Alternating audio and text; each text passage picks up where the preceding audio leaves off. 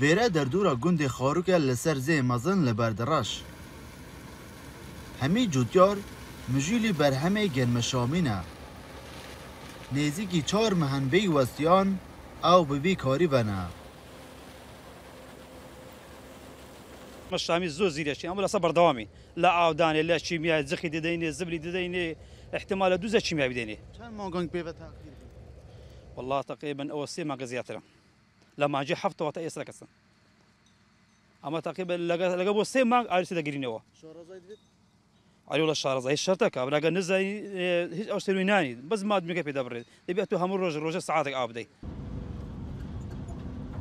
اوان جوتیارا شهرزای که باش لچاندن و برهمینان گرمشامی دا هیا. برهمه که جوان دخنه د بازاری دا. و دهاته که باجی بخو کم دکن.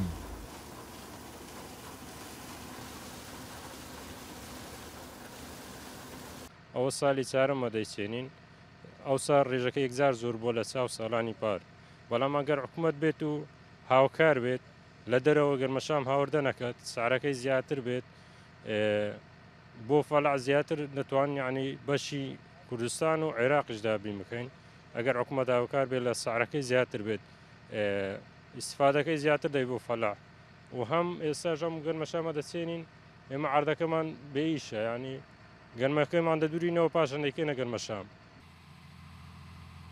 لگوری آمارین رببریا چاندنا بردرش بتنه بو اف ساله 4000 دونم گرمشامی لدبر هاتین چاندن او پیش بینیا 10,000 طن برهمی دکن.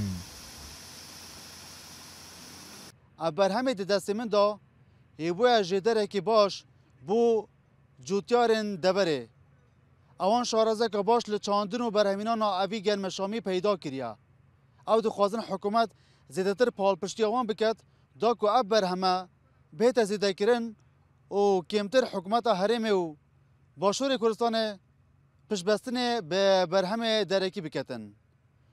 دلبرین غازی، کرسات نیوز، بردرش.